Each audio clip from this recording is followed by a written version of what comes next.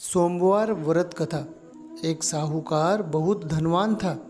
उसको धन आदि किसी बात की कोई कमी नहीं थी, परंतु पुत्र न होने के कारण वह अत्यंत दुखी था।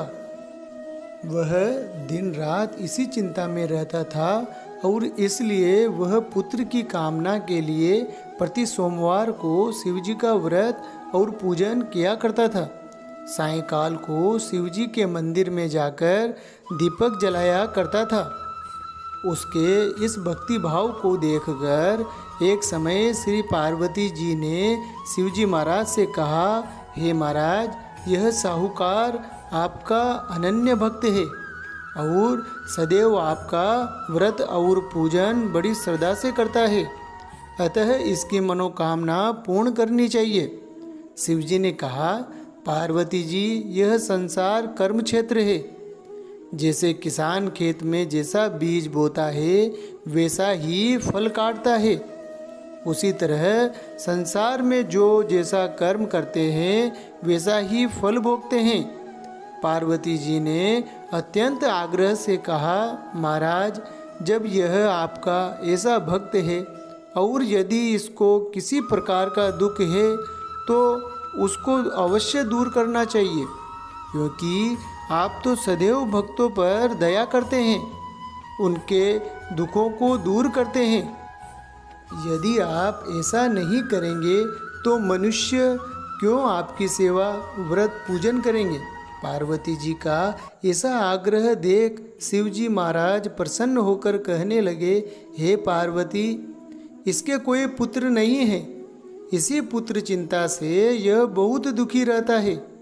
इसके भाग्य में पुत्र न होने पर भी मैं इसको पुत्र प्राप्ति का वर देता हूँ, परंतु वह पुत्र केवल 12 वर्ष तक ही जीवित रहेगा। इसके पश्चात वह मृत्यु को प्राप्त होगा।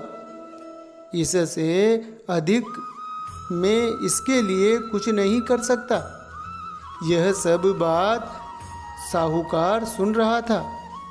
इससे उसको न कुछ प्रसन्नता हुई और न कुछ दुख हुआ। वह पूर्ववत वैसे ही शिवजी महाराज का सोमवार का व्रत और पूजन करता रहा। कुछ समय व्यतीत हो जाने पर साहूकार की स्त्री गर्भवती हुई और 10वें महीने उसके गर्भ से अति सुंदर पुत्र की प्राप्ति हुई। साहूकार के घर में बहुत खुशियाँ मनाई गई, परंतु साहूकार ने उसको केवल 12 वर्ष की आयु जानकर अधिक प्रसन्नता प्रकट नहीं की और न कि ही किसी को भेद बताया। जब वह 9 वर्ष का हो गया तो उस बालक की माता ने साहूकार से उसके विवाह आदि के लिए कहा, परंतु वह साहूकार कहने लगा, मैं अभी इसका विवाह नहीं करूँगा, इसे काशी जी पढ़ने के लिए भेजूँगा। फिर उस साहूकार ने अपने साले अर्थात बालक के मामा को बुलाया और उसको बहुत सा धन देकर कहा, तुम इस बालक को काशी जी पढ़ने के लिए ले जाओ और रास्ते में जिस जगह भी जाओ वहाँ यज्ञ करते, दान करते तथा ब्राह्मणों को भोजन कराते जाना। इस प्रकार वह दोनों मामा भांजे सब जगह यज्ञ करते और ब्राह्मणों को भोजन कराते जा रहे थे। रास्ते में उनको एक शहर दिखाई दिया। उस शहर के राजा की कन्या का विवाह था और दूसरे राजा का लड़का जो विवाह के लिए बारात लेकर आया था वह एक आंख से काना था। लड़के के पिता को इस बात की बड़ी चिंता थी कि कहीं वर को देख कन्या के माता पिता विवाह में किसी प्रकार की अड़चन पैदा न कर दे। इस कारण जब उसने साहूकार के लड़के को देखा तो मन में विचार किया कि क्यों न दरवाजे के समय पर इस लड़के से वर का काम ले लिया जाए। ऐसा विचार कर राजा ने उस लड़के और उसके मामा से कहा तो वह राजी हो गए और साहूकार के लड़के को स्नान आदि करा वर के कपड़े पहना तथा घोड़ी पर चढ़ा दरवाजे पर ले गए और बड़ी शांति से सब कार्य हो गया। अब वर के पिता ने सोचा यदि विवाह कार्य भी इसी लड़के से करा दिया जाए तो क्या बुराई है। ऐसा विचार करके उसके मामा से कहा, यदि आप फेरों और कन्यादान का काम भी करा दें तो आपकी बड़ी कृपा होगी। हम इसके बदले में आपको बहुत सा धन देंगे। उन्होंने स्वीकार कर लिया और विवाह कार्य बहुत अच्छी तरह से हो गया। परंतु जिस समय लड़का जाने लगा तो उसने राजकुमारी की चूड़ी के पल्ले पर लिख दिया कि तेरा विवाह तो मेरे साथ हुआ है, परंतु जिस राजकुमार के साथ तुमको भेजेंगे वह एक आँख से काना है और मैं तो काशी जी पढ़ने जा रहा हूँ। उस राजकुमारी ने जब अपनी चूंदड़ी पर ऐसा लिखा हुआ पाया तो उसने राजकुमार के साथ जाने से इनकार कर दिया और यह कहा, यह मेरा पति नहीं है, मेरा विवाह इसके साथ नहीं हुआ, वह तो काशी जी पढ़ने गया है। राजकुमारी के माता पिता ने अपनी कन्या को विदा नहीं किया और बारात वापस चली गई। उधर सेठ का लड़का और उसका मामा काशी जी पहुंच गए। वहां जाकर उन्होंने यज्ञ करना और लड़के ने पढ़ना शुरू कर दिया। जब लड़के की आयु 12 वर्ष की हो गई तब एक दिन उन्होंने यज्ञ रच रखा था। लड़के ने अपने मामा से कहा, मामा जी आज मेरी तबीयत कुछ ठीक नहीं है। मामा ने कहा, अंदर जाकर सो जाओ।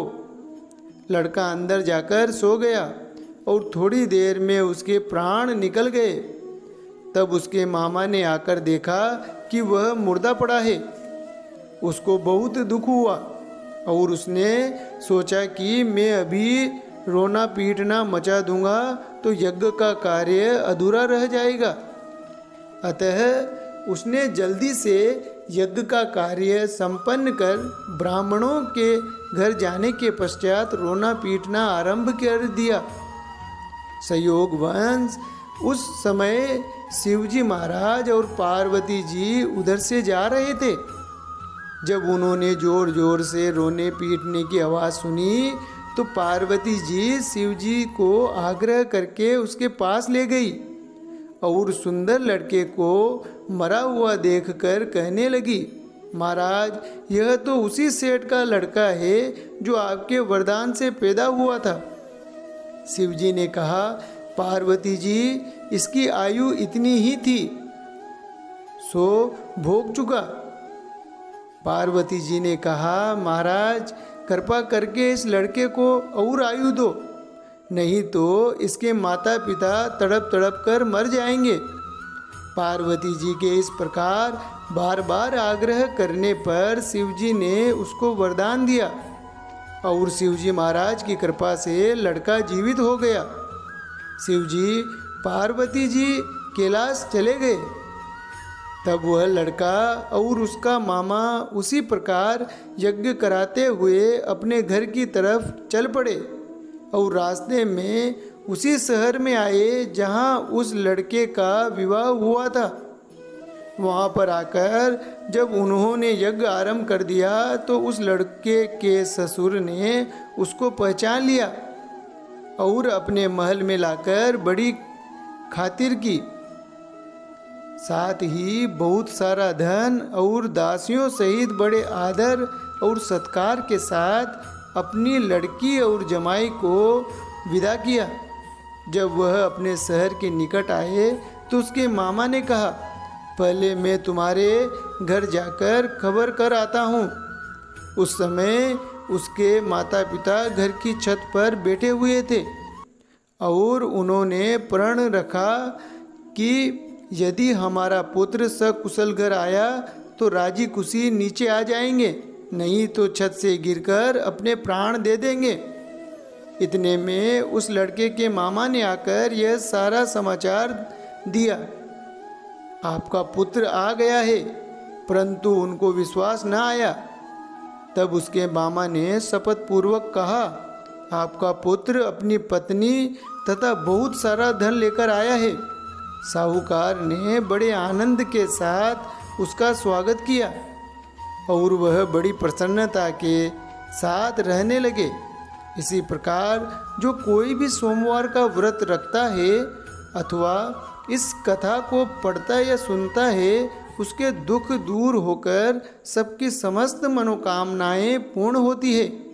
इससे लोक में नाना प्रकार के सुख भोग कर अंत में सदाशिव के लोक की प्राप्ति हुआ करती है।